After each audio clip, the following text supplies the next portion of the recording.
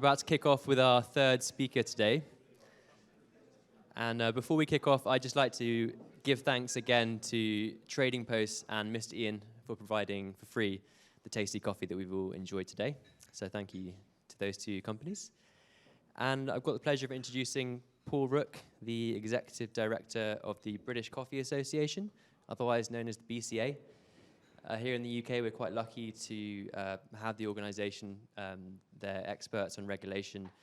And generally, if there's something really complicated that we get asked by roasters, often we ask Paul and the BCA. So thank you, Paul, for that. Today, Paul's going to talk about a topic which is obviously very current, and it's we've heard about it in both of our great presentations, which is deforestation.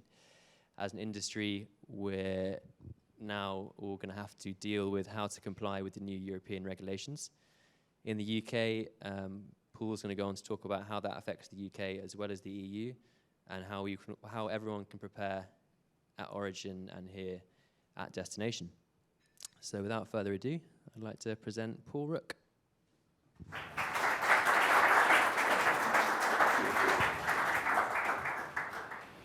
Right, thank you very much. So as Henry said, yeah, I mean, how does this affect you? So you may be sitting there thinking, well, you know, we don't trade anything outside the UK, so all of this is irrelevant, isn't it? So I was going to put all you ever wanted to know about deforestation, but were afraid to ask. But that may set me up for a fall if I did that. A quick couple of sort of motherhood and apple pie slides to start with. You should know all of this. The 95 million cups a day for the UK, that gets fairly widely reported. We think that went over 100 million just before COVID, but it's obviously slipped back a little bit since then. So yeah, you can see what we import, but at the same time, yeah, we are exporters of coffee as the UK. And one of the things that we're trying to do, sort of aside from deforestation, is just to build within politicians and others a little bit of an understanding that coffee is both an import and an export sort of business. You need to understand a little bit more about some of the issues that are raised and how, as a government, the UK supports that industry, whether it's here in the UK or whether it's overseas. And then, yeah, around 25,000 coffee shops. And these figures at the bottom haven't really changed much through COVID, and probably a little bit surprisingly. So the majority is still consumed in home. The smallest amount is consumed out of home, but you wouldn't be surprised to hear that has the greatest value added to it. So that's restaurants, coffee shops, etc. And around 26 still consumed in the workplace. And I would have thought that would have dropped a little bit more during COVID and the knock-on and people not moving back. But at the moment, it's still sort of showing up as round about only a couple of % down from where it was. And then again, just to put that in for a little bit of context, and I think the point I keep making is that, you know, so we've got 10 here, we've got another 50, we've got roughly 60 origins. And from my point of view, we want to keep 60 origins. You know, that gives the variety, it gives you as roasters and others within the industry the opportunity to source, and it gives variety to the consumer. It makes the UK coffee market what it is. If we start to drop to 50, 40, 30, then I think we have some issues. So it's in all our interests to keep that the same. And obviously, this issue we're talking about today has a potential impact on the number of sort of origins, certainly in the short term. So we're going to talk mainly today about the EU because that's what we know most about, but let's not forget that there has been activity here in the UK. We had a consultation paper last year. We do actually have deforestation written into primary legislation. The Environment Act of 2021 talks about it. What we don't have is the detail then, how it's going to work. And that's what's being talked about certainly last year. We've heard not a lot since, but I suspect we will hear something in the coming months. If we do, that will impact everybody in this room, but it may not impact you in the same way as you would be impacted at the EU. So we're talking about different sets of legislation. If the UK goes as it was intending to do, then the UK rules will be slightly easier. The requirements on data will be slightly less onerous. There'll be more of a sort of an overall risk assessment. And I talk about it as the ALARA principle, as low as reasonably acceptable, i.e. if you hit a problem and you bring something in that's found to have come from a recently deforested area, it ain't the end of the world. You would be asked to look at how did that happen and how you've put measures in place to stop it happening again. Whereas at the EU level, it's a slightly more complicated issue and a little bit more of a sort of a red traffic light. And I think for everybody in the industry, you know, nobody is saying we shouldn't be doing this. Nobody is saying there shouldn't be legislation. As ever, it's about the journey that we take to get to that end point. And it's that journey that I think some of us have some issues with in terms of its practicalities. So let's look a little bit at the EU. What do we need to know? Well, the legislation is now there. It was published nearly 2.5 weeks ago, 9th of June, which means tomorrow it actually comes into force, because there's this 20-day period that usually happens within EU legislation. But the main elements of it, the things that really matter, don't kick in for 18 months. So 29th, 30th of December next year, you may as well talk about the 1st of January. That's when the main aspects kick in. That's when a lot of what we're going on to talk about this morning actually has to be delivered. If you're an SME, as some of you in the room may be, and if you're trading in the EU in any shape or form, then you've got an extra 6 months before the requirements kick in, and the requirements are slightly different. So again, we'll come and have a look at those in a moment. So what are the nuts and bolts? What are we really talking about? Well, I think you can boil it down essentially to these first 3 points, and they are: where was the coffee grown? By and large, we're going to know that, but we can come on to talk about regions and areas in a little while. Was it grown on land that has been deforested?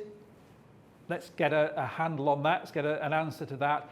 And crucially, was that deforestation before the 30th of December 2020? If it was, then the EU isn't particularly interested in it. That's historic. They've set this cut-off date, and that cut-off date is the 30th of December 2020. So anything that happens after that is in scope, anything in before isn't. So those are the 3 questions essentially that you've got to answer, but to do that you have to go through a whole range of steps and sort of processes. And I think to be able to answer those to start with, well, is my supplier providing me with the information? Because I don't know where this coffee started off. I haven't got the details. It's probably come from, 100 different growers originally, all in the same area, yes, but I don't know those individual details. That's part of that commercial chain. So I need sufficient information from my supplier. So everybody in the chain has a role to play in this, and that's the important bit to remember. Have I completed all the aspects of the risk analysis that I need? And we're going to go on and talk about that in a little bit more detail. And if I've done all of that work, can I put together what I'm required to submit? And that is a due diligence statement. That's what I'm going to have to put into the EU authorities. Does it meet all the requirements? And is it something that I can stand behind? Because if I'm challenged and I can't sort of provide the evidence, then I'm going to be in trouble. So there is a question there: is it essentially a massive paper trail exercise? Well, to a large extent it is, but it is a little bit more than that, and it does sort of matter. And the question I'm not going to answer, because as trade associations we have some quite strict rules wherever we are in terms of market. Will it impact the market, and what's the market risk exposure to you as a business? So those are things that, again, you need to be thinking about over the next few months. And bear in mind, I've talked about this date of the 29th of December 2024. I mean, essentially that is for coffee that hits the EU market after that date. But we know there is coffee that's sitting in the EU market at the moment, that's sitting in a warehouse that isn't cleared, that may well not be cleared by the end of December 2024. What happens to that? At the moment, nobody's got an answer. But it may be that at some point it takes a financial hit. So who needs to do what? Well, We'll talk a little bit about the risk map, but essentially the Commission is going to produce a risk map of all of the countries. Everybody starts with a sort of the same risk analysis wherever you are, but over the next 18 months the Commission will build this map, so some will be high risk, some will be low or negligible risk. The location the coffee was grown, well, both of the previous speakers have talked about the geolocation, so essentially that's what the producer needs to be providing, and we'll talk about geolocation and polygons in the next slide. Everybody, as I said, has a responsibility to move that information through the chain, and I'm sure that some of you will see that some of your contractual relationships with some of your suppliers, some of your customers will be changed because of this legislation. Maybe not straight away, but over the coming sort of months. But essentially, it's these 2 points that matter. Who has to complete the risk assessment? Who has to provide the due diligence statement? And that is the operator, the business, placing the coffee on the EU market. And they have the ultimate legal responsibility. But to meet that, as I've said before, they will be relying on their supply chains to provide them with some of that information, and they may do it contractually. So everybody will have an obligation placed on them, I suspect. And then, you know, the Commission itself again, and the customs authorities within the different member states, they actually clear it onto the EU market. So they will need to see that due diligence statement. They'll need to get a reference number. That reference number then goes onto that coffee consignment as it's moved out of customs. And then there is a review, as there always is. There are a number of reviews built into this legislation, but authorities, member state authorities will have responsibility for that as well. So there is ongoing checking. As with most things, there will be an element of checking. There will be a 5%, 1%, whatever. They'll come along subsequently and ask to see the details of this particular consignment. We want to trace it back. We want to ensure that everything has been done properly. So, we talked about the due diligence statement. What is it? Well, it is your prerequisite for placing coffee on the EU market. Let's not forget, we're talking about the EU market. Bear that in mind all the way through. And it's your declaration as a business that you've followed the due diligence process that is set down. And you have confirmed that there's either no risk or there's a negligible risk of deforestation relating to the area in which that coffee was grown. And we'll come back to talk about what happens if you don't get to that no or negligible straight away, because there are ways to deal with that. So potentially you're building on the information that's been received from your supplier. You may be passing it on to the next part of the chain, or you may be the person putting it on the EU market, in which case you're building that due diligence statement. Now, if you're supplying an EU business, the obligation, as I've said before, is on the person placing it on the EU market. So comes back again to this point, a little bit like a broken record. You're providing that information, but they will be demanding it from you. If you're a non-SME placing the finished product, so we talk about it may be roast and ground, it may be soluble, whatever. If you're putting it on the EU market, you actually need to verify what you've been told by your supplier. So you do still have to look back through the chain. What have they done? How have they gone through their process? You need to understand that. If you fall into the SME category, then you're allowed to take whatever statements people give you at face value, and you've acted in good faith. So there is a significant difference between how SMEs and non-SMEs are being treated. SME from memory is, I think, 50 employees, 2 million turnover a year. So it's the standard EU definition for SMEs, and I think the UK has carried on the same definition. So the due diligence statement has 3 requirements. We're just going to go through these. Apologies, it's a bit text heavy, I know, but there isn't really another way of getting through it. So your areas are, you've got to provide some information and data. You've got to show the evidence of how you undertook that risk assessment process and the evidence of any mitigation measures that you adopted as part of that. And we'll look at that risk mitigation because it comes back to this issue of no or negligible risk in a few moments. So the information requirements to start with look relatively simple. Description of goods, you're doing that anyway. The tariff code and the quantity, you should have all of that information. The country of production, yes, but let's bear in mind that the risk areas may not be Colombia as a country, may not be Brazil as a country, may be broken down into areas, maybe sort of regional, maybe more targeted than that. We just don't know at this sort of moment. And then you need the seller details and the buyer details. And again, that's relatively straightforward. You should have that. And then we have the geolocation information, which has already been talked about. And I think, as was mentioned, if you're under 4 hectares, 10 acres, if you're in my era, you need to provide a single geolocation GPS data point. You can do that on your phone. You could all pick up your phone now and get the data point for this room. A word of warning, don't try and do it on Buckingham Palace because it throws you into the English Channel. I've tried it twice. I'm not trying it a third time in case the blue lights appear. But in essence, that's relatively simple. So generating that first bit of data should be relatively simple. There are a number of questions around it. So if I've got a 3 hectare block, I need a single point. Where does that point need to be? Does it need to be in the middle? Can it be on the edge? We don't know. That's got to be part of the guidance that somebody is going to develop. We had a meeting with a number of associations which involved both FNC and Secafe as the Brazilian exporters a few weeks ago, actually the same day that the legislation was put out. And we're talking about what role should we as an industry play in putting together this guidance, because in theory we should be the right people to do it.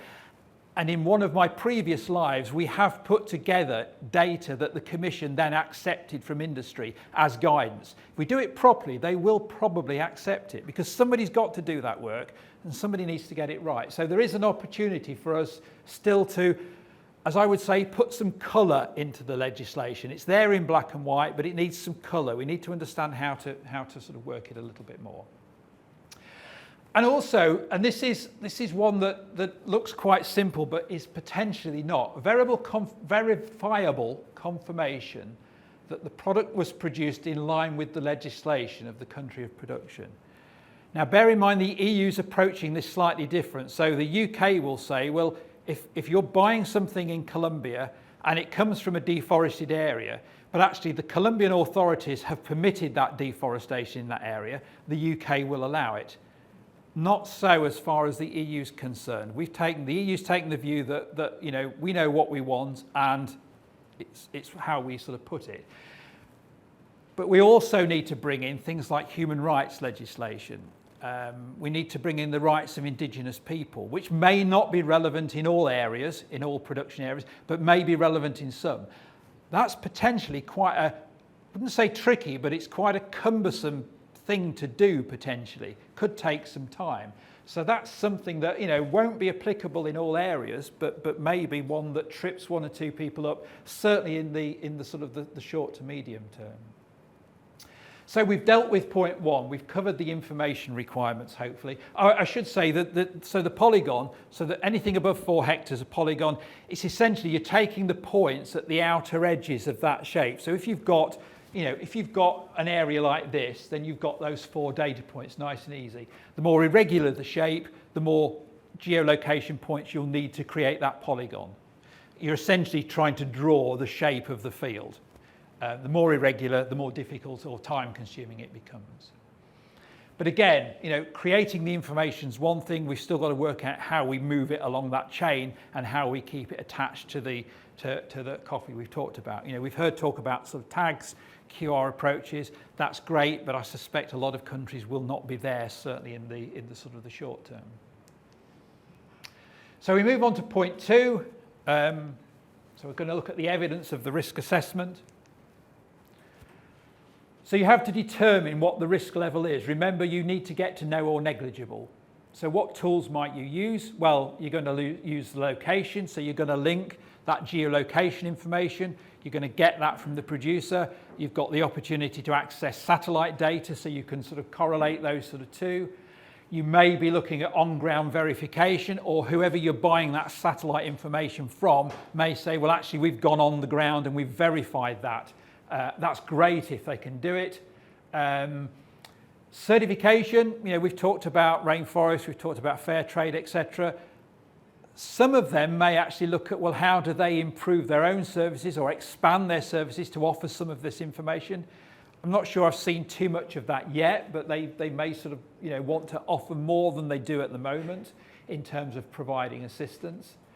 We've got that EU risk mapping process that we've talked about. That'll be great for some areas, but in some countries where it becomes slightly difficult, where ownership is a bit mixed, where it's, one field merges into another, there aren't great sort of records of ownership, then that risk mapping process only takes you so far. You've got to go back to some of those earlier ones. And I've mentioned here Indigenous people, human rights, the wider due diligence, child labour, slave labour. We've got modern slavery here, but all of those things are wrapped into this wider due diligence. And it may not be here at the moment in the deforestation timetable, but certainly at a European level, it's coming along relatively sort of quickly. There's also an interesting bit in the legislation, or interesting for those of us that like reading EU legislation, which I do. I've done it for a lot of years, and the more you do it, the easier it is to work out where the important bits are. You need to take account of the complexities of the supply chain, but it doesn't actually tell you what that means, and that could mean several things. It could mean that coffee is actually being recognised as being one of the most challenging, simply because the numbers are so great compared to soya. Where one soya producer in Brazil could fill a 60,000 tonne Panamax on his own quite easily. You're not going to have that in coffee. So we may see some flexibility when we get into talking about the guidance, but we can't necessarily rely on it at this stage. So those are the steps that you need to go through for your risk assessments. You've done the work, you've maybe employed somebody, some third party to do it. You've got to your no or negligible risk, or maybe you haven't. And maybe you need to do more to be able to mitigate the risk that you believe is there to start with.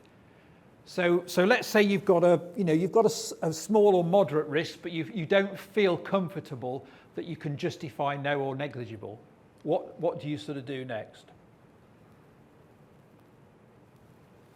So you may gather some more information from whatever sources that you haven't used today. You might go to another satellite provider. Can you do more than I've got at the moment? There may be somebody who can help with an independent survey. Again, maybe sort of some of the certification bodies. You may look at, well, do we need to spend some money here to help some of the producers develop compliance? And we've heard talk already from the two countries that we've got what they've been doing already. You might say they're perhaps some steps ahead of some of the other countries. And it may be in small pockets, and the pockets you're interested in, that you maybe can help some of those producers with a specific project. So look at that. But also, what other controls can you develop to mitigate the risk? Well, improve the record keeping, because again, if you're challenged, it's about how can you deal with that sort of challenge.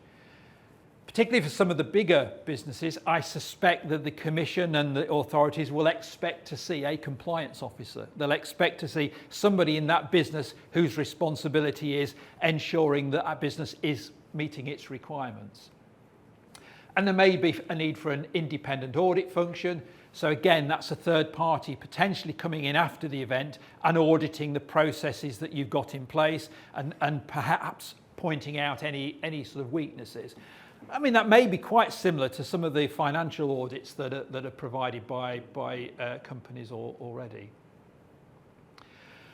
But whatever you do, if you're going down this route, you have to document it. You have to be able to show to anybody that asks the process that you've gone through, the evidence that you've sought, the decisions that you took to take you down the route that you've gone down. Now, it may be that you put all of that on the website so everybody can see it. And, certainly if you look at modern slavery statements, most people have them on the website and update them. So that's an opportunity to look at that process. But if you're going to do that, don't just do it and forget about it. It will need to be updated regularly. I suspect when we come back to the UK, we may see similar sorts of requirements in terms of how do you demonstrate to the wider world what you've been doing. So you may be sat here thinking, well, actually, it's all EU, it's irrelevant to me. Just bear some of these things in mind, because they may well appear in the next sort of year, 18 months as far as the UK is concerned. And as I said, you need to show how you arrived at your conclusions and the evidence you use. So it is quite an onerous sort of process to get down to that no or negligible risk. And it will be quite difficult, certainly in the early sort of stages, to be able to develop this. I mean, a lot of this will be almost a sort of a once we've done it, we can put most of it aside approach, unless, you know, there are issues around deforestation that crop up in a particular country sort of subsequently. So we're getting through it, I think. A couple of slides on where I sort of see some of the challenges. I've talked about this black and white. It needs the colour. The colour's the guidance. Who provides it? The Commission is supposed to do, but it's blown a little bit hot and cold on whether it's going to do so, and if so, to what extent it's going to provide that guidance. How detailed is it going to be? There is a big question about what happens if the system is not in place in time. And for those of you that followed the EU, as I have done, you know, the 11th hour and the 59th minute is a great place to fudge things. So it wouldn't be the first time, but you would be a brave person if you relied on it, I think. Because they may not fudge everything. They may fudge just the bits that they want to fudge. Because bear in mind, go back to the start, you know, they've got responsibilities as well. They've got to create the data system into which you drop your risk assessment so all the customs authority can get it. You know, if you've ever come across anything, a data system, an IT project that's been developed by a government or an authority that's worked straight away, that's come in on time, on budget, please tell me about it, because I've never come across one. And 18 months isn't long. They have started, they've got something in place, but it's not long to do it. The UK has also started. I don't know whether anybody has been involved in the data process that DEFRA has run so far. If you have, it'd be great to hear from you, because the two companies, two of our members that got involved, described it essentially as a bit of a car crash. And part of that is when you use an IT consultant that doesn't understand the industry that they're working with, you can start from the wrong place. And I think they have started from the wrong place. So, you know, we'll see what happens from the EU. And this question here, is coffee rejected once we get to the magic date at the end of December 2024? Well, the Commission says no, we're not banning anything, but I'm not quite sure what they are going to do. Whether they're going to require it to sort of be held somewhere until you can provide that evidence, whether they're going to simply require it to be redirected to a different destination. It's possible. They've done that before. You know, in my previous industry, you know, we saw entire ships turned round and sent away from the EU for particular reasons, and they simply had to be redirected to another another destination, and the company stood the inevitable bill, because once you know you're getting something that's been turned away from the EU, you've got the whip hand as far as the price negotiations are concerned.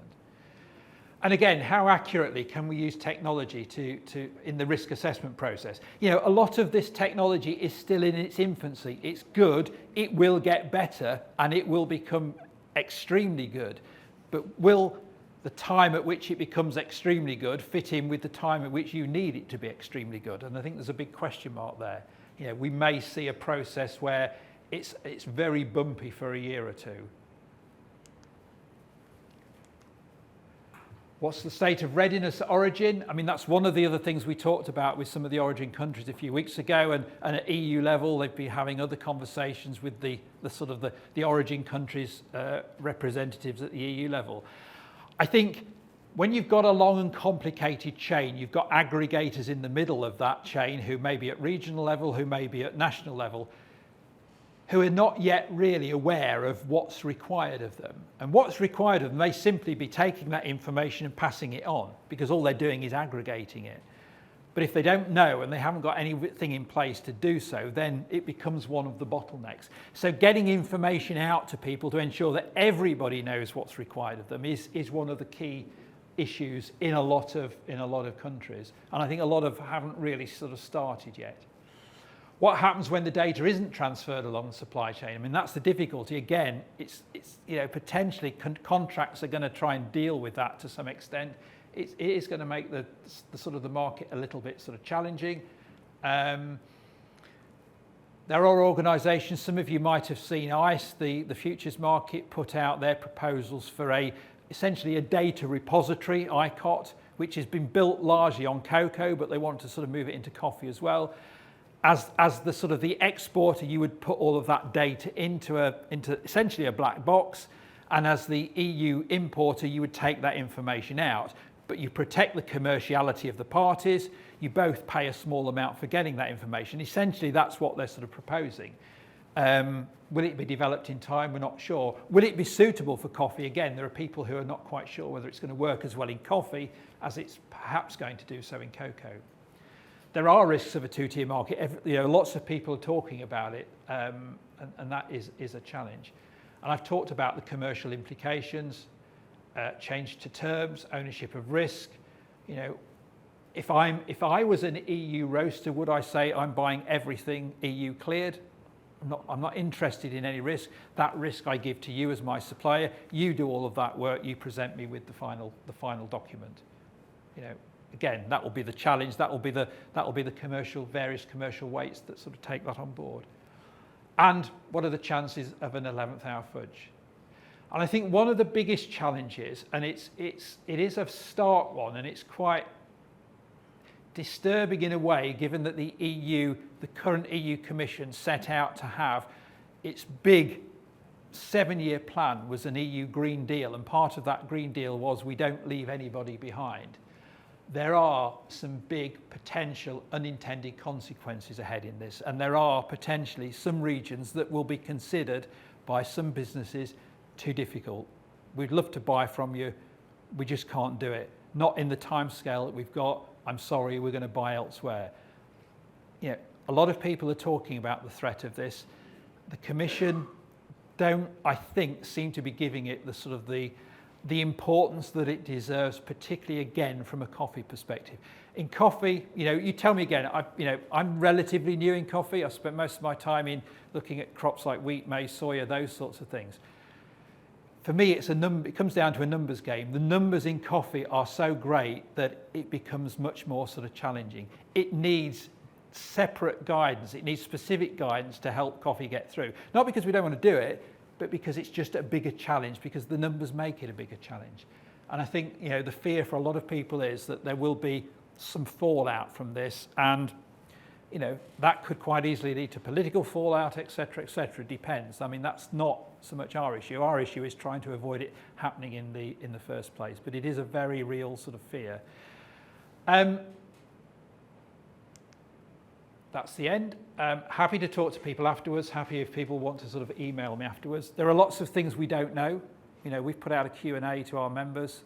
We'll be updating it. But there are things, I use the geolocation as a sort of straightforward example, but there are lots of detailed bits that we simply don't know. Somebody is going to have to come up with the sort of the answers.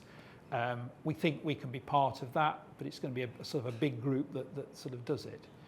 So I'm trying to answer anybody's questions today, but bear in mind we don't have all of the answers yet. Thank you.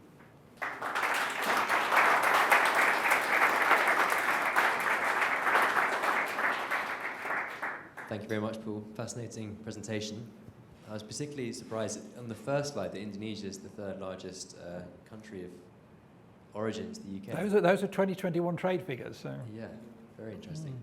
And I think, if you look at 2020 and 2022, it will be a different order inevitably. But you have to remember, I think anywhere from 2019 through to 2022, you had COVID, you had Brexit, you had all sorts of things that I think sort of influence the sort of the marketplace, whether it's people bringing stuff in early, whether it's delays, etc. So it's a period where you probably take less notice of those figures than you might do in a more sane period, shall we say. Yeah. Before we take any questions, I just want to clarify one thing, because based on your presentation, for me the key bit of information was when the operator places the goods on the EU market. So that's the important point in the whole process. And just to clarify, that's the point where usually the importer customs clears the goods at the destination country. Yeah. Okay. Yeah. Yeah, that's what placing on the market is. Placing on the market is not when it physically enters the EU, it's when it clears that customs sort of procedure, whatever the process is around that. So if it's in a bonded warehouse, that in theory... It's in the EU, but not on the EU market. Yeah. Okay. Yeah. So I guess that's good news for most roasters, because that means that the responsibility lies with the importer clearing the coffee. So I'm sure we'll be getting lots of questions in the future. But talking of questions, does anyone have any questions? So you've got Nicole over here. I just wondered if they actually had given a definition of what deforestation covers, because I guess is a coffee tree, if they've got a coffee as a tree as well, there are some there are definitions in there. Forgive me, I don't have them to hand, but I've got the sort of a final draft in my bag, so I can grab it afterwards and sort of and tell you. Yeah. So it is all defined. In deforestation is defined. I think degradation is also defined. I think they even describe the highness of the tree. Yeah. Because you cut the tree. Yeah. So I think it's very well defined. Yeah. The description. I think the only area of concern is if you're producing if you're doing sort of shade coffee, let's say, and the trees that you're using as the shade may be cropping something else, they have their own lifespan, and you're looking to essentially rotate and do work with that. I think that's where some of the definitions start to run into difficulties, because it may be that you fall foul of deforestation when actually what you're doing is a normal rotational sort of farming sort of practice, but you're using a crop that is multi-annual, probably even more so than coffee. So there are some sort of concerns that sort of fit around it. But again, it may be possible to address some of those sort of subsequently in the guidance. And bear in mind, all of this legislation will be reviewed after, I think, 2 years to start with, and then I think there's a 5-year review. So there are opportunities to get changes sort of made to it, but not at the moment. It's the ink is dry on it as it is at the moment. Now they've got Tom over there. Simon.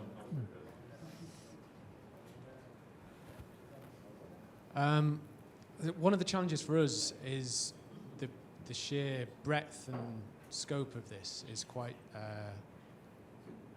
intimidating, considering the amount of people who grow coffee in our supply chain. If we imported coffee from, say, a cooperative, maybe there's like 2,000 smallholders who produce that coffee, do we have a responsibility of tracing the coffee back to each individual plot? Or would it be an average of farmers that made up that lot? I mean, the way I understand the legislation at the moment is it essentially the individual producer needs to be recognised within that sort of consignment. So the way in which you would do that is that's where this sort of this aggregation point comes in, and each point at the aggregation understanding that they need to capture that information, because it may be, let's say it may be 50 growers to start with, and then it's put into into somebody else where it becomes 200, and eventually it ends up in a container which is sort of maybe 3,000. You can't do all that in one go. You can't necessarily trace all of that back. So it's how you place the requirements back at each part of the chain, and their understanding of the role that they need to play, because they need to be building that information in relation to what they're responsible for. So I've got 50 farmers bringing coffee in here, and I've got one consignment going out there. So I'm gathering that bit of information. My customer is taking my consignment, putting it with 15 others. That's his responsibility. But if I don't do my job, everybody else is going to struggle to do theirs. And I think that's where it becomes extremely challenging. And that, I guess, is where contractual arrangements are probably the better way of getting that requirement understood down the line. But I do fear in some parts where the chain may be 8-9 parties long, the producer can only talk to his end or her end. The ultimate operator can only talk to their end. There's a chunk in the middle. Who's talking to them? Because I've gone through this before with biofuels, and the problem that we had was you had parties in the middle who were paper trading, Okay, maybe slightly different here, but they were paper trading. They had no real understanding of why they were being asked for this information. They had no understanding of the urgency of it. You know, oh, we'll do it when we get round to it. You know, we'll do it, we'll bulk it all up, we'll do it and we'll go. And, you know, the customer's saying, no, I need it now because without that, I can't move on.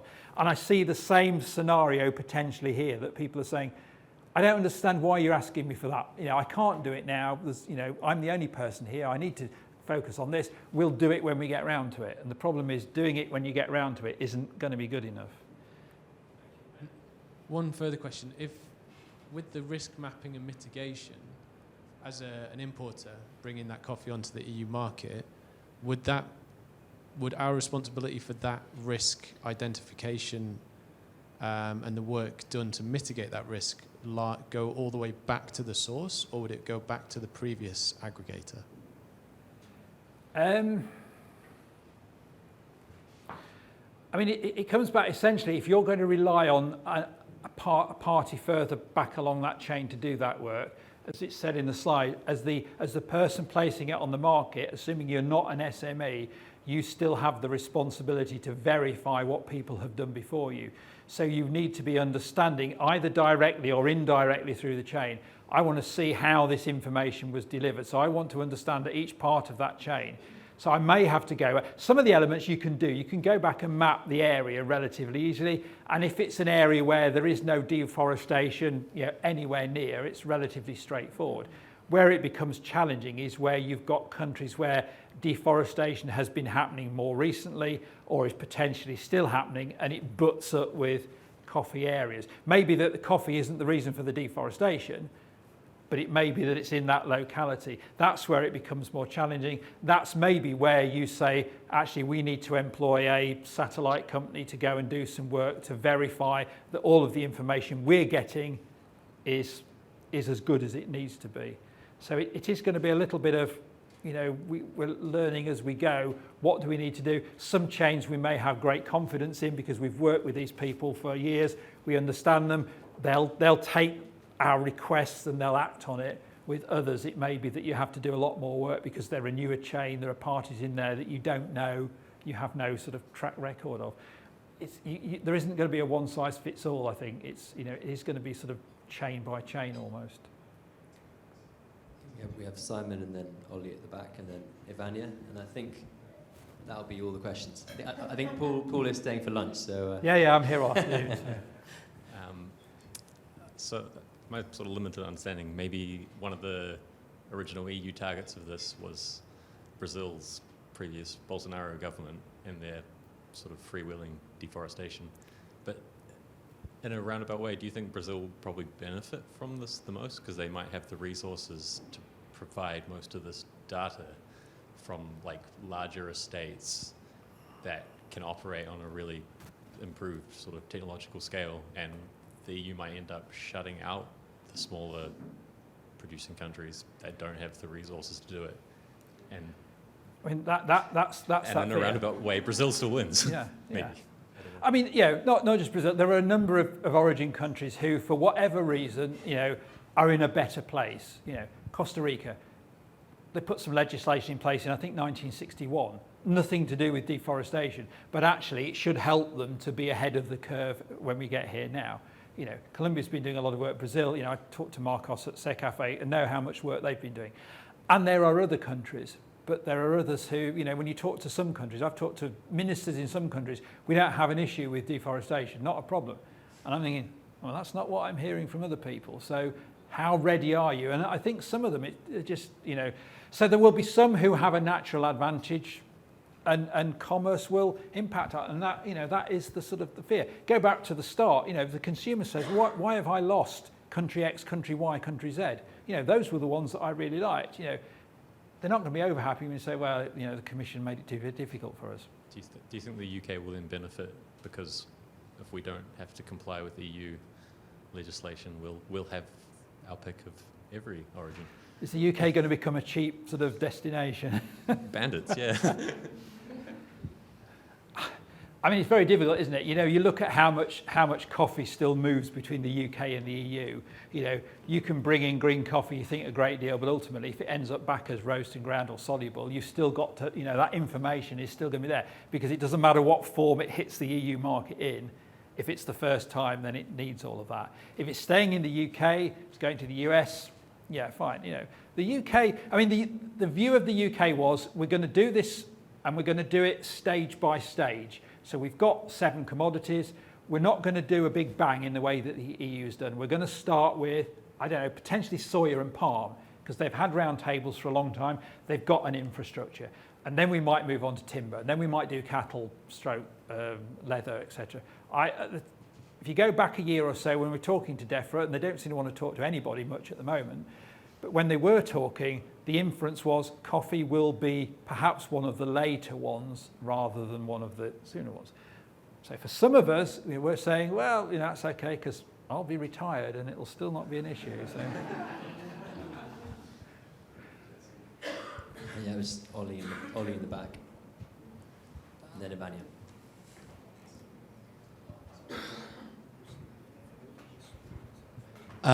I feel like this is loads of people asking you questions that you have no answer to, but I'll add to it. So, do other large trading bodies, say North America, have these rules in place already? Or is this going to be kind of EU primarily with UK as well? Because of, like, to the earlier point you were making, you can imagine if, farmer exporter or whatever down the chain has several different exporting countries and only part of that is asking for this, you can imagine them maybe not prioritising it. I mean, other consuming blocks are looking at it, but they're not at the same sort of stage, in the same way that the UK is looking at it, but we're not as far up. I mean, the US has had 2 goes. They had a senator put a bill through last year or the year before, didn't get anywhere. The Biden government has proposed something and has been looking quite heavily at the EU approach, but the US has presidential elections next year. I suspect even if they try and push it, it wouldn't get through before the elections. And if the Republicans come back in, it's likely that they would sort of stop that. So the US is a little bit difficult. But Japan, I know, is looking at putting something in place. I think China has something in place, but is looking at building on it. So the EU is ahead of the game, if you want to put it like that. But other people are following, other blocks are sort of following. So it is coming, and I think it's coming as part of this wider due diligence. You know, you put child labour in, you put human rights in, you put modern slavery in, you put, the indigenous rights, all of those. You can simplify it and wrap it all together as this wider due diligence. It's coming at different stages in different blocks, but I think, the direction of travel is in that sort of way, but each country's working at different speeds and different timetables. Last question for Ivania. Hello. I have a question. Maybe it's too early to define, but have you think or talk about the cost for producing countries in order to comply with all of these new criteria and regulations? Because, for example, talking about Nicaragua, most of the producers are small farmers, and in order to get one polygon, it costs around $150. If we have 40,000 small coffee farmers in Nicaragua, that means $6 million. Only in terms of doing the polygons and get to know where the coffee is coming from. Maybe some organizations already have the information, but maybe if you are buying, for example, a conventional coffee that comes from a middleman, who has that information? And how is going to come this coffee out to Europe? And the other point is, from this coffee that is produced, around 50% comes to Europe. So it's like there is a lot of work and cost involved for the next years, right? I mean, there hasn't been a cost compliance assessment that I'm aware of in the way that the EU would often do it. I think they've talked about doing one, but not yet. So that is difficult. If I was extremely brave, stood up here, I would say, I hear what you say, but that's something as an origin you should have been talking to them about 2 or 3 years ago, because it's too late now. And I think there have been communication challenges both ways between the Commission and the UK as well. Put the UK in there, to origin countries, but also origin countries back the other way. And having come into it, relatively sort of late on in the day, and looking at it and thinking, well, you can't complain now. It's too late. It's too late for any of us to complain now. Some of this information, some of these figures should have been up sort of earlier. Now, I think that is a two-way thing, because the Commission have done very little in terms of going to origins and talking about it, in selling what they were trying to do and getting the feedback. But I think other countries, some have been better than others, but there are a lot out there, probably not represented here today, who've not said a dicky bird. And we had 1 or 2 around our table the other week where for the first time I heard them saying something and thinking, well, it's the 9th of June now.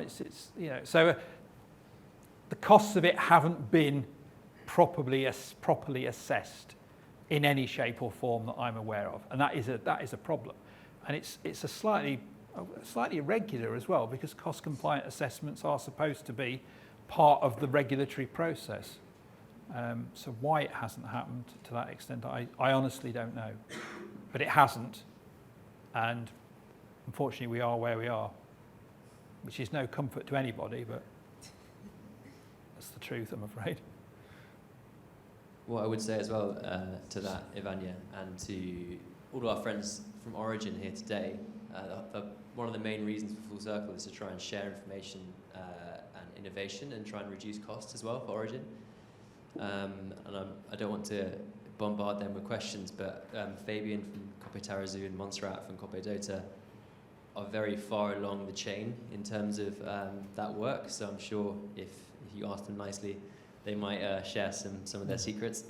Based on our meeting in the US earlier this year, we were pretty blown away by how prepared they are for this legislation. There's a lot going on at industry level, yeah. There is a lot. It's at the governmental level where it's been much more of a problem. Yeah, and we view it as our role as DR Wakefield as well to share stories and try and promote knowledge sharing as well.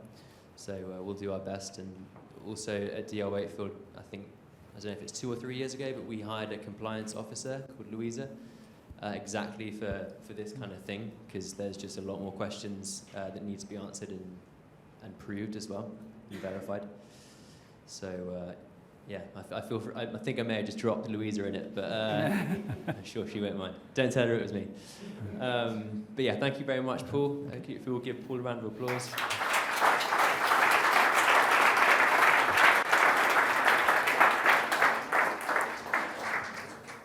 And I'm going to pass you on to Simon in the back. Over to you, Simon.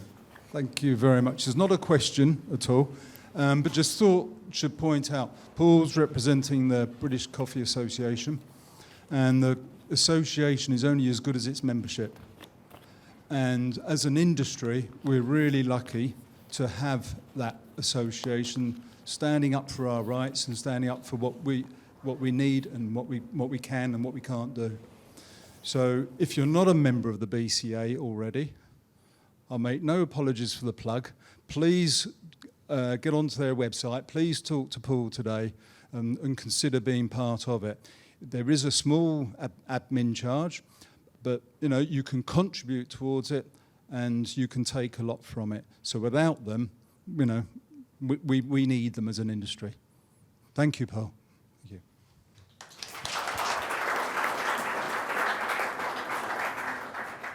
And just some housekeeping now. It's 1:40, so I think 2:15 is our next presentation. So we can delay that a bit, Tom says. But yeah, we've got lunch in there. So the idea is to go in there, collect your lunch, and then eat it in here. And if you need to eat it a bit longer, then we can just roll into the next presentation. But yeah, bon appétit.